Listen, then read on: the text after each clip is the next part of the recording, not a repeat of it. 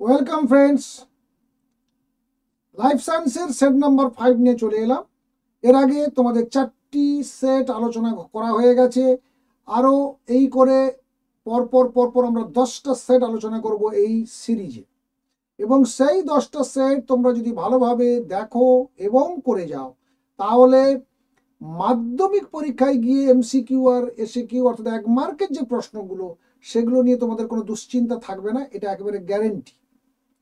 সেই সঙ্গে জানিয়ে রাখি, তোমরা যারা আমাদের এই ভিডিওগুলো দেখছো অবশ্যই বন্ধুদেরকে শেয়ার করতে ভুলবে না। সেই সঙ্গে যারা নতুন দেখছো তারা চ্যানেলটিকে সাবস্ক্রাইব করবে, পাশে থাকা বেল আইকনে ক্লিক করবে, অল নোটিফিকেশান অন করে নেবে। কারণ মাধ্যমিকের সমস্ত রকম প্রস্তুতি, সমস্ত সাবজেক্টের সাজেশান কিংবা অন্যান্য প্রশ্নগুলো এইভাবে আলোচনা, অন্যান্য বিষয়গুলো এইভাবে আলোচনা ধীরে ধীরে এই চ্যানেলে আসতে থাকবে। সেই জন্য তোমাদের এই চ্যানেলের সঙ্গে জুড়ে থাকাটা খুব আবশ্যক। চলো শুরু করি আজকের সেট নাম্বার 5-এ কোন কোন প্রশ্ন রয়েছে এবং সেগুলো কি উত্তর হতে চলেছে বা উত্তর হবে, সেগুলো নিয়ে আমরা আলোচনা করব। দেখো, প্রথমেই যে কথাটি রয়েছে সেই গুরুত্বপূর্ণ কথা, সেটাকে আবার আমি আজকে তোমাদের মার্কিং করে দেখাচ্ছি। বাক্যটি সম্পূর্ণ করে লেখো, অর্থাৎ প্রথম 15টি প্রশ্ন তোমাদেরকে পূর্ণ বাক্যে অ্যান্সার দিতে হবে, যেহেতু নির্দেশ রয়েছে। এরপরে দেখো রয়েছে 1-এর দাগে অগ্রস্ত প্রকটতায় বাধাদানকারী আর সহায়তাকারী উদ্ভিদ। সহায়তাকারী উদ্ভিদ অক্সিন, এটা তোমরা জানো। আর যেহেতু অক্সিন এখানে দুটোতে রয়েছে 1 আর 2, কিন্তু প্রথমেই রয়েছে বাধাদানকারী, তাই যদি কোনো কারণে আর কোনো হরমোনের কথা নাও মনে থাকে, তাহলে প্রথমে যেহেতু বাধাদানকারী রয়েছে, দেখো প্রথমে এইখানে অক্সিনটা প্রথম রয়েছে, তাহলে এটা গ কোনো মতে হবে না। তার মানে খটাই হবে এখানে সঠিক অ্যান্সার, যেহেতু সেকেন্ডে অক্সিন রয়েছে, আর কোনো অপশানে কিন্তু অক্সিন নেই। তার মানে সঠিক অ্যান্সার হলো সাইটোকাইনিন এবং অক্সিন। 2 নম্বর বলছে ফটোট্রপিক জিওট্রপিক কোন প্রাকৃতিক উদ্ভিদ হরমোন দ্বারা নিয়ন্ত্রিত হয়। তোমরা প্রত্যেকেই জানো, এটা হচ্ছে অক্সিন দ্বারা নিয়ন্ত্রিত হয়, ফটোট্রপিক চলন আর জিওট্রপিক চলন। 3 নম্বরে বলছে তোমার বাড়ির অ্যাকোয়ারিয়ামে হঠাৎ দেখলে একটি মাছ স্থিরভাবে ভেসে আছে, সেই মুহূর্তে মাছের কোন কোন পাখনা কার্যকরী। একটু মাছের দিকে যদি তোমরা অবজার্ভ করো বা তোমাদের অবজারভেশন পাওয়ারটা যদি একটু পরিষ্কার থাকে, তাহলে দেখতেই পাবে যে বক্ষ পাখনা আর শনি পাখনাগুলোকে হালকা করে নাড়াতে থাকে যখন মাছ স্থির থাকে। এখানে দেখো কোনো অপশানে কি রয়েছে, ইয়েস, গ অপশানে রয়েছে বক্ষ পাখনা আর শনি পাখনা। 1-এর 4 বলছে ডিপ্লয়েড মাতৃকোষের মাইটোসিস কোষ বিভাজনের সময় নিম্নোক্ত সঠিক জোটটি নির্দেশ করো বা নির্বাচন করো। ডিএনএ তন্ত্রীর সংখ্যা 1 পরিলক্ষিত G1 উপদশা।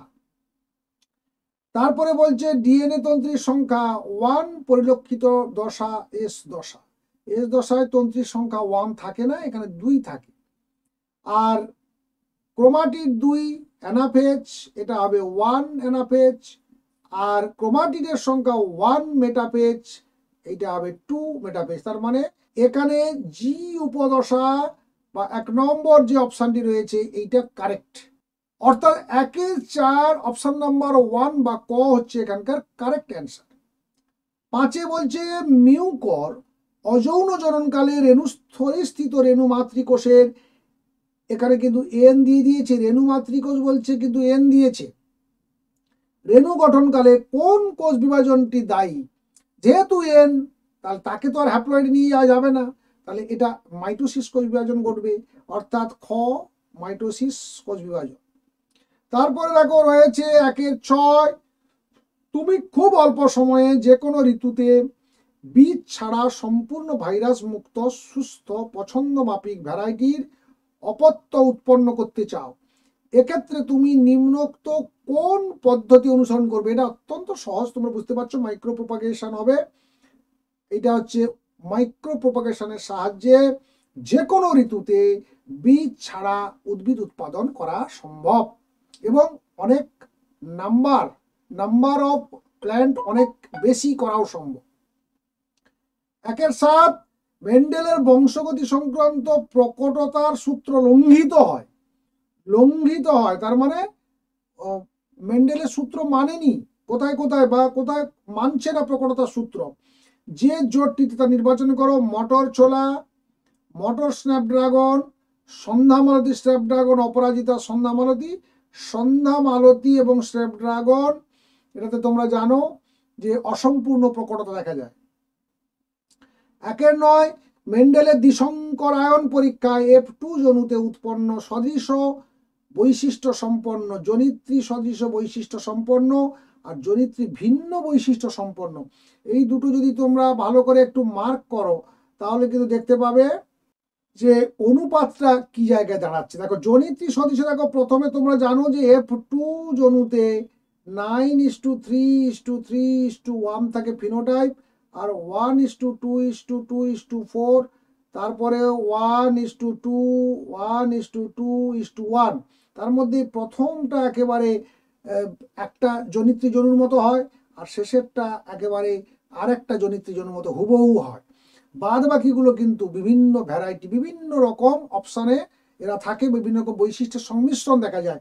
তাহলে 2 আর বাকি থাকলো 14, 2 এখানে বাকিগুলো যোগ করে ফেলো, দেখবে 14 হবে। 2 2 4 4 8 9 10 11 12 13 14, অর্থাৎ 2:14, এইটা হবে সঠিক অ্যান্সার। খ হবে এখানে সঠিক অ্যান্সার।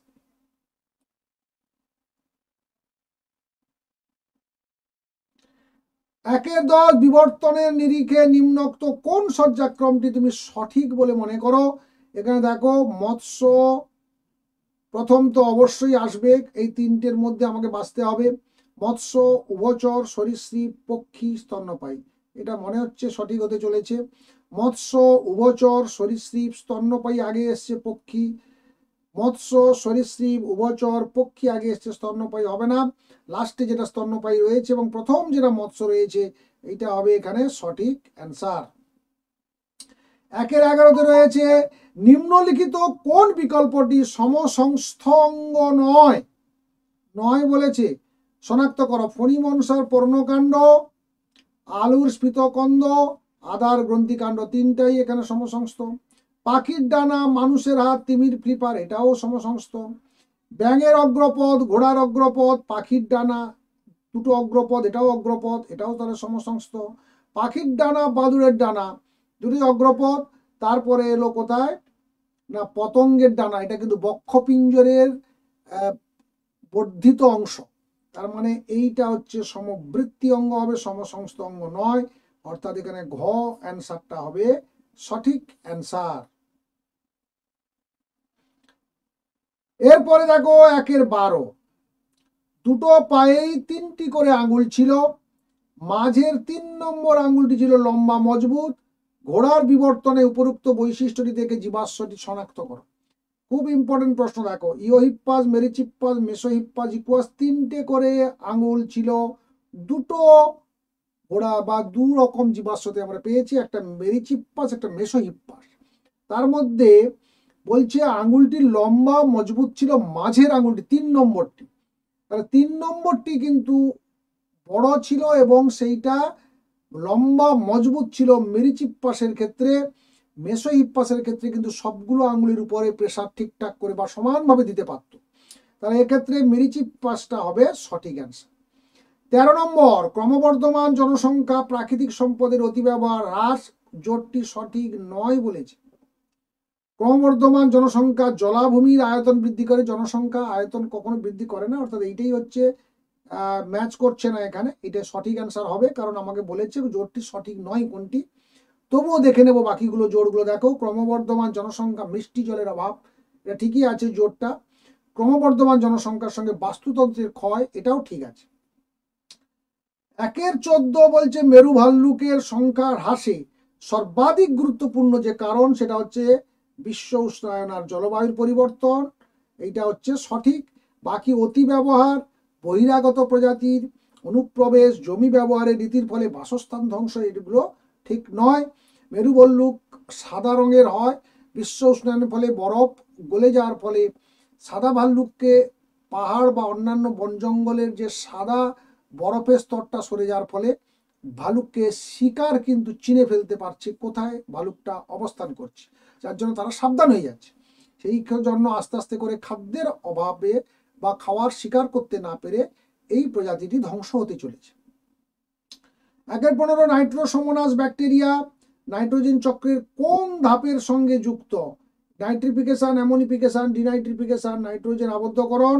এটা হচ্ছে নাইট্রিফিকেশনের সঙ্গে, কারণ তোমরা জানো নাইট্রোসোমোনাস এবং নাইট্রোব্যাক্টর এই দুটো ব্যাকটেরিয়া কিন্তু সোমোনাস এবং নাইট্রোব্যাক্টর নাইট্রিফিকেশনের সঙ্গে কিন্তু এটা যুক্ত। এরপরে দেখো রয়েছে 2-এর দাগ।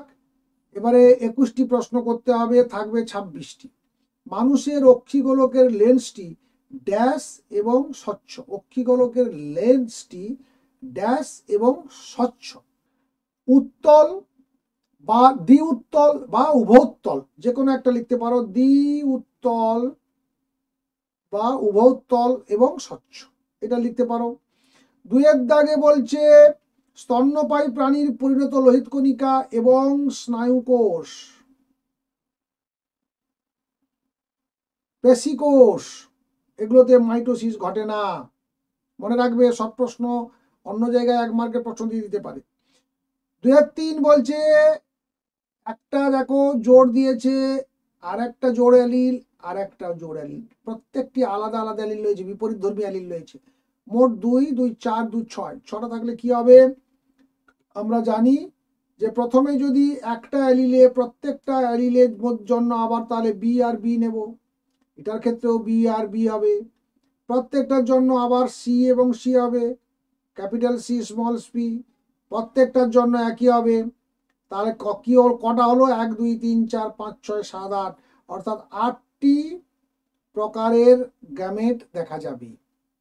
এরপরে বলছে দেখো জীবের উৎপত্তি সংক্রান্ত রাসায়নিক বিবর্তন প্রবক্তা ছিলেন হ্যালডেন এবং ওপারিন। ওয়াগল ড্যান্সের সময় মৌমাছির ড্যাশ আন্দোলিত হয়, পেট বা উদর, এই অংশটা আন্দোলিত হয়। 2-এর 6 বলছে সর্বাধিক বৈচিত্র্য সম্পন্ন বা জীব বৈচিত্র্য সম্পন্ন এন্ডেমিক প্রজাতিযুক্ত অঞ্চলকে বলা হয় হটস্পট। এটা তোমরা বুঝতে পারছো নিশ্চয়ই। এরপরে দেখো রয়েছে সত্য এবং মিথ্যা। উদ্দীপক হলো এক ধরনের শক্তি, এটা সত্য। একটি পুংরেণু মাতৃকোষের গ্যামেট উৎপাদনকালীন বিভাজনের ফলে 2টি গ্যামেট উৎপন্ন করে, এটাও সত্য। তোমরা জানো যে যখন নালিকা নিউক্লিয়াস একটা নর পরাগ রেণু যখন অঙ্কুরিত হয়, যখন নালী তৈরি করে পরাগ নালী, সেখানে পুং রেণু মাতৃকোষ 2টো পুং গ্যামেট উৎপন্ন করে।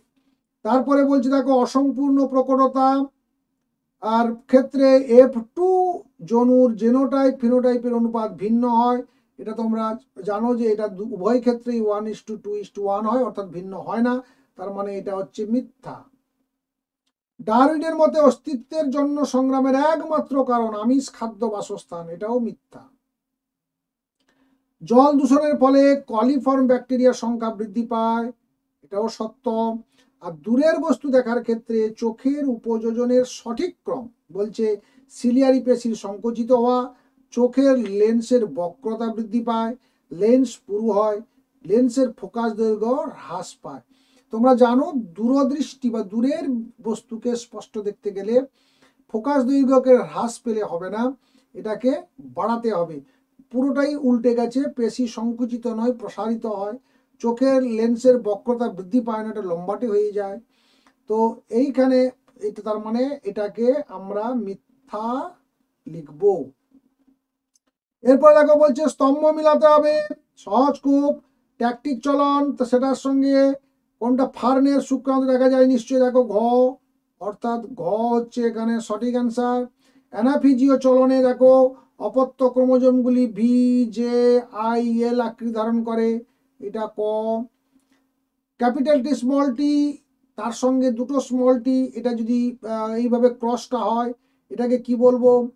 F1 জনুর জীবের সঙ্গে প্যারেন্টাল জনুর জীবের সংকরায়ন, অর্থাৎ F1 জনুর সঙ্গে মানে এইটা F1, তার সঙ্গে প্যারেন্টাল মানে মাতৃ জনু, সেখানে ক্যাপিটাল 2টো টি আর স্মল 2টো টি তোমরা দেখেছিলে, অর্থাৎ বিশুদ্ধ লম্বা বিশুদ্ধ পেটে, বিশুদ্ধ পেটের সঙ্গে সংকরায়ন, তার মানে এটা ঠিকই আছে, এটা হচ্ছে চ। ইওহিপ্পাস অগ্রপদে 4টি, পশ্চাৎ পদে 3টি, অর্থাৎ এখানে হচ্ছে খ, এইটা হচ্ছে খ। আর ঝালাই কর্মী, দমকল কর্মী আর ধূমপায়ীদের এই রোগে আক্রান্ত হওয়ার সম্ভাবনা বেশি। এটা কোনটা? গ বা ব্রঙ্কাইটিস। তার সঙ্গে অ্যামাইটোসিস হচ্ছে নিউক্লিয় পর্দা অবলুপ্ত হয় না, ক্রোমোজোম গঠিত হয় না। ক্রোমোজোম গঠিত হয় না, নিউক্লিয় পর্দা অবলুপ্ত হয় না, এগুলো হচ্ছে অ্যামাইটোসিস। অর্থাৎ অ্যামাইটোসিস, এটা হচ্ছে ও, লাস্টেরটা হচ্ছে ও। এখানে 6টি, 1 2 3 4 5 6, আর ওদিকেও রয়েছে দেখো 3 3 6, এখানে বাড়তি কোনো কিছু দেয়নি। এরপরে বিষদিশ শব্দগুলোকে দেখব। বিষদিশ শব্দ কোথায় রয়েছে? Progesterone, estrogen, insulin, testosterone. একেবারে দেখেই বুঝতে পারছো যে ইনসুলিন হবে। বাকি কটা হচ্ছে সেক্স ক্রোমোজোম, সেক্স হরমোন বা যৌন জননাঙ্গদের নিয়ন্ত্রণ করে বা তাদের কার্যকারিতাকে স্বাভাবিক রাখার জন্য, তাদের গঠন স্বাভাবিক রাখার জন্য এগুলো এই হরমোনগুলো দায়ী। বা জনন সংক্রান্ত বিভিন্ন ধরনের বৈশিষ্ট্য, সেটা আমাদের যে শরীরের বিভিন্ন বৈশিষ্ট্যগুলোকে প্রকাশিত হতে সাহায্য করে। বাকি 3টি, এক্ষেত্রে ইনসুলিনটা কেবলমাত্র শর্করা বা গ্লুকোজের মাত্রা বৃদ্ধি কমাতে সাহায্য করে, ইনসুলিন হরমোন, এইটা আলাদা। বিষদৃশ, উত্তল লেন্সের চশমা ব্যবহারে কোন ত্রুটি দূর করা যায়? উত্তল লেন্সের চশমা যদি ব্যবহার করা হয় তাহলে এখানে প্রেসবায়োপিয়া রোগের এখানে ত্রুটি দূর করা হয়। প্রাণীর সাইটোকাইনেসিস কোন দশায় শুরু হয়? প্রাণীর সাইটোকাইনেসিস অর্থাৎ সাইটোপ্লাজম বিভাজন বা সাইটোপ্লাজম ভাগ হওয়াটা কখন শুরু হয়? এটা হচ্ছে অ্যানাফেজ দশাতে। এক দম্পতির 5টি কন্যা সন্তান, ষষ্ঠ সন্তান পুত্র সন্তান হওয়ার সম্ভাবনা কত? তোমরা জানো যে মায়ের দুটো এক্স ক্রোমোজোম আর পিতাদের এক্স ওয়াই ক্রোমোজোম। এক্ষেত্রে প্রত্যেক ক্ষেত্রেই দেখো দুটো পুত্র সন্তান, দুটো কন্যা সন্তান হওয়ার সম্ভাবনা। তার মানে 50% সম্ভাবনা সব সময়ের জন্য। অর্থাৎ তোমার এক্ষেত্রে 5টি কন্যা বলা থাকলেও এক্ষেত্রে যখন প্রত্যেকবারে সন্তান জন্মানোর আগে তার সম্ভাবনাটা কিন্তু কন্যা সন্তান পুত্র সন্তানের সম্ভাবনা সবসময় 50%ই হবে। এরপরে বলছে ডারউইন তত্ত্ব একটি সিদ্ধান্ত উল্লেখ করো। ডারউইন তত্ত্বের একটি সিদ্ধান্ত যে কোনো তোমরা একটা লিখতে পারো। এক্ষেত্রে তোমরা বেদ বা প্রকরণের ফলে যে নতুন প্রজাতির সৃষ্টি হয়, অর্থাৎ প্রাকৃতিক নির্বাচনের সাহায্য নিয়ে নতুন প্রজাতির উদ্ভব হয়, এই ধরনের একটা সিদ্ধান্ত তোমরা এখানে দিয়ে দিতে পারো। নিচের 4টি বিষয়ের মধ্যে 3টি একটি বিষয়ের অন্তর্গত, বিষয়টি খুঁজে বার করে লেখো। এক্ষেত্রে দেখ বুঝতেই পারছো বায়ু দূষণ, বাকিগুলো গ্রিন হাউস গ্যাস, অম্লবৃষ্টি আর ব্রঙ্কাইটিস। বায়ু দূষণের ফলে সৃষ্ট এই রোগে আক্রান্ত ব্যক্তির ক্লোমশাখা উপক্লোমশাখা অংশে প্রদাহ, শ্বাসক্রিয়ার সময় শাঁসা শব্দের সৃষ্টি হয়। রোগটি নির্বাচন করতে বলা হয়েছে, এটা বুঝতেই পারছো নিশ্চয়ই, ব্রঙ্কাইটিস হচ্ছে এর সঠিক অ্যান্সার। পূর্ব হিমালয়ের হটস্পটে কোন স্তন্যপায়ী সংরক্ষণ করা হয়? এটাও তোমরা বুঝতে পারছো যে এটা হবে রেড পান্ডা। তাহলে আপাতত আমরা 5 নম্বর সেটটা আজকে শেষ করে ফেললাম। আগামীকাল 6 নম্বর সেট আসছে। পরপর 10টা সেট আসার পর 2 মার্কের প্রশ্ন আসবে, 3 মার্কের প্রশ্ন আসবে। তারপরে ভূগোল, জড়বিজ্ঞান, ম্যাথমেটিক্স, প্রত্যেকটা সাবজেক্টের গুরুত্বপূর্ণ প্রশ্ন নিয়ে নিশ্চয়ই আলোচনা আমরা করবো এই চ্যানেলে। সেই জন্য বারংবার বলছি চ্যানেলের সঙ্গে জুড়ে থেকো। আর সেই সঙ্গে অবশ্যই নতুন যারা তারা চ্যানেলটি সাবস্ক্রাইব করতে একদমই ভুলবে না। ভালো থাকবে, সুস্থ থাকবে, দেখা হচ্ছে নেক্সট ভিডিওতে। Thank you.